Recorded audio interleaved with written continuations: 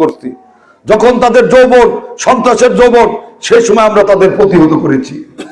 এই এলাকার এমন কোনো বাড়ি ঘর নাই, এমন কোনো মানুষ নাই তারা আমাকে চিনে না, তাদেরকে চিনি না। তাদের হৃদয় আত্মার সাথে সম্পর্ক। রাজনীতিতে একজনই সম্পর্ক হয় না। যেদিন থেকে রাজনীতি করেছি সেদিন থেকে নিয়োগ করেছি যে মানুষের সাথে ভালো ব্যবহার করব, মানুষের সেবা করব, মানুষের জন্য উপকার করব। তার কারণ তখন থেকে ইলেকশন করার একটা অভিপ্রায় ছিল। কাজেই এভাবে তুচ্ছ তাচ্ছিল্য না করে আসেন আমরা ঐক্যবদ্ধ হয়ে। হ্যাঁ, আমাদের চাইতে আপনাদের অনেক বেশি টাকা।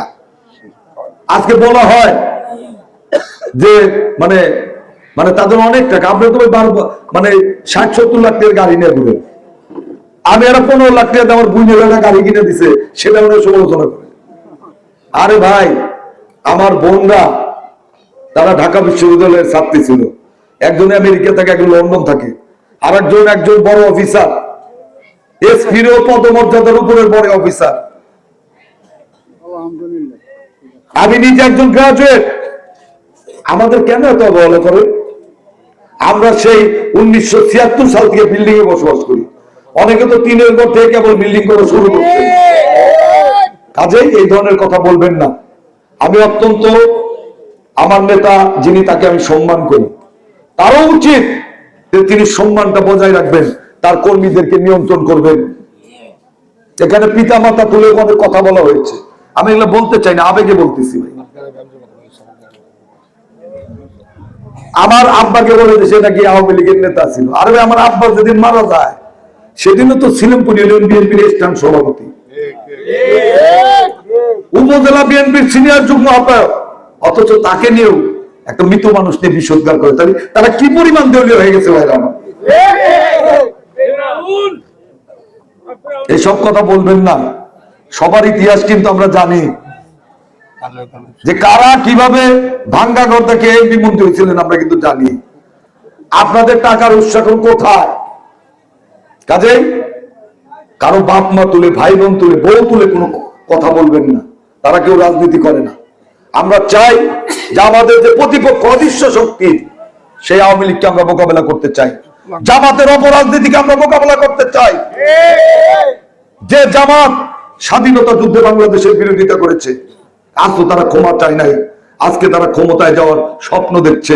বিএনপিকে বিভিন্ন ভাবে বেকায়দা ফলানোর চেষ্টা করছে। বিএনপি সবসময় উদারপন্থী, মধ্যপন্থী দল।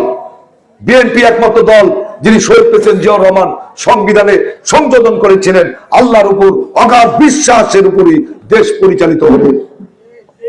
আজকে সেইটা জুলাই সনদে সেটা কেটে দেওয়া হয়েছে, কিন্তু জামাত সেটা প্রতিবাদ করে না।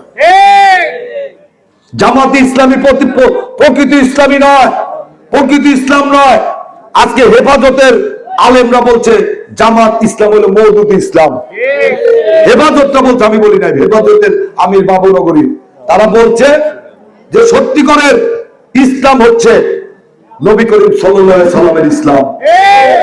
কাজে জামাতকে প্রতিহত করার চেষ্টা করে।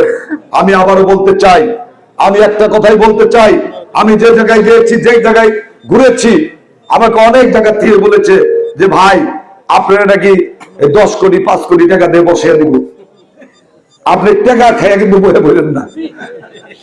আমি বললাম যে কি বললেন ভাই আপনারা? কয় না ভাই, আপনি একমাত্র আমাদের প্রার্থী, তিনি সদরের ইজ্জতটা রাখতে পারবেন। আপনি এখনো হিমালয় পাহাড়ের বিরুদ্ধে যেভাবে ঐক্যবদ্ধ হয়ে দাঁড়িয়েছেন, আর কেউ সেটা পারে নাই। আমি তাদের বলেছি এটা কিন্তু আপনাদের সমর্থন এবং সহযোগিতার কারণে আমি টিকে আছি। জনগণ যদি আমাকে ভালো না বাসতো, আমি মিছিল করি, আমার তো কোনো গাড়ি ভাড়া দেওয়া লাগে, আর তাদের মিছিল করতে 25 লাখ টাকা লাগে। আর তাদের সাথে মিছিল আমার কোনোভাবে ছোট হয় না। অন্য উপজেলা থেকে লোক আনতে হয় না, সদরের লোক দিয়ে আমি মিছিল করেছি ছোট অঞ্চলে। কালকেও যদি ডাক দেয়, হাজার হাজার লোকজন রাস্তায় নেমে আসবে। তাই বলতে চাই যে রাজনৈতিক শিষ্টতা, সৌহার্দ্যতা আমরা বজায় রাখি। যাদেরকে রাজনৈতিক ভাবে জন্ম দিয়েছি তারাও দেখি যে অনেক কথা বলে। আরে ভাই, আর কয়টা দিন দেখো ভাই, রাজনীতি কোন দিকে যায়। আমরা চাই তারেক রহমানের সিদ্ধান্তই চূড়ান্ত। তারেক রহমান যদি আমাকে মনোনয়ন না দিয়ে যদি অন্য এলাকার ভোটারকে মনোনয়ন দেয় আমি তাই মেনে নেবো। তারপর জনগণ সিদ্ধান্ত নেবে, জনগণের কাছে যাবো। তাই আমি বলতে চাই অধিকারিত করবো না আমাদের সময় ভাইয়ের আমার আন্দোলন সংগ্রামে আমাদের সবাই চিনেন না আপনারা রাজপথে প্রত্যেকটা অধিকার আন্দোলন সংগ্রাম করেছি। জীবনে একটা কথা শুনলে অবাক হবেন, আজ পর্যন্ত কোনদিন ইন্ডিয়া যায় দেখি নাই, কোন বিদেশে যায় দেখি নাই। কারণ কি? রাজনীতির কারণে পারি নাই। এই বাংলাদেশ বাইরে বাদে আর কোনো জায়গায় যেতে পারি নাই, এই রাজনীতির কারণে, এই দলের কারণে, অন্য কোনো কারণে না। আপনারা জানেন যে রাজনীতি করতে গিয়ে বাপ মা হারিয়েছি। কারণ আমি যখন জেলখানায় একটানা 16 মাস জেল কাটি, সেই সময় আমার বাবা স্ট্রোক করে, আমি বাইরে হওয়ার পর সে মারা যায়। তার 1 বছর পর আমার মা মারা যায়।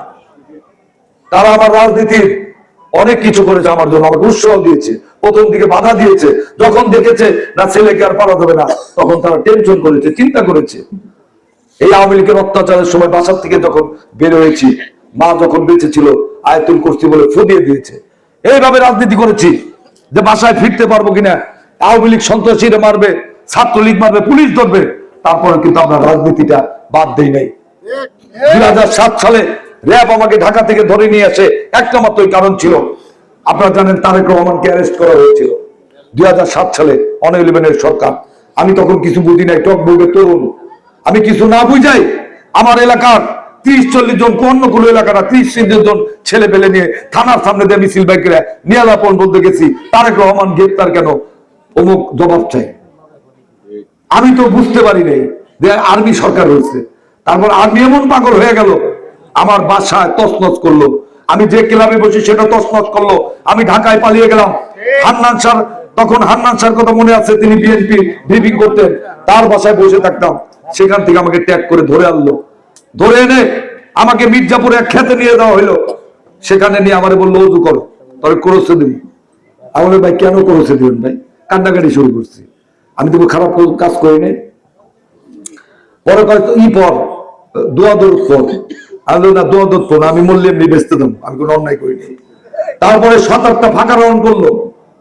আমি বললাম যে আমার জীবনটা শেষ, এই তো মনে হয় গুলি করবো। চোখ তো বান্ধাই, কিচ্ছু দেখা যায় না, ক্ষেতের মধ্যে কোনো বাড়িঘর নাই। তারপরে গুলি করার পরে তারপর তো খুব বাইরে এলো আর কি, মারধর করলো পার মধ্যে। আল্লাহর রহমতে হয়তো মা বাবার দোয়া আছে, আপনাদের দোয়া আছে, আমাকে সেখান থেকে কোচ পায় না দিয়ে আমাকে গুম করে রাখা হলো জিমনেশিয়ামে। কেউ জানে না, 6 দিন পর আমার বাসায় খোঁজ পায়। আমার পায়ের 3টা চেরি উঠিয়ে ফেল দেয়, আমার এই হাতটার, আমার এই যে 2টা নখ ভাঙ্গিয়ে দেয়, আমার পার আমার বাম পায়ের হাড় আমার এমন ভাবেই করে যে হাড় ফ্র্যাকচার হয়ে যায়। আমি যখন জেলখানায় যাই, আমাকে যখন জেলখানায় দেয়, আমি মনে করলাম যে আমি মনে হয় দোদক থেকে আসলাম, বেঁচতে আসলাম। তখন জেলখানায় যারা ছিল সবাই দেখেছে কি অবস্থা আমার। তারপর কিন্তু দলটা আমরা বাদ দেই নাই। কাজে আপনারাও নির্যাতিত হয়েছেন, আপনারা কেন্দ্রীয় রাজনীতি করছেন, ঢাকায় নির্যাতিত হয়েছেন, আর আমরা তো টাঙ্গাইলে নির্যাতিত হয়েছি। আমি তো ঢাকাতে দাঁড়ানোর সুযোগ আমাদের নাই, তাহলে আমাদের জায়গায় আপনারা কেন আছেন ভাই? তারপরে বলছি, দল যদি আপনাদের দেয় আপনাদের ইলেকশন করব, কিন্তু এই ধরনের কথা বলে, এই যে হাজার হাজার জনগণের আমার বিরুদ্ধে কথা বলছেন, নেতৃবৃন্দের বিরুদ্ধে কথা বলছেন, এটা কিন্তু জনগণের বিরুদ্ধে কথা বলছেন।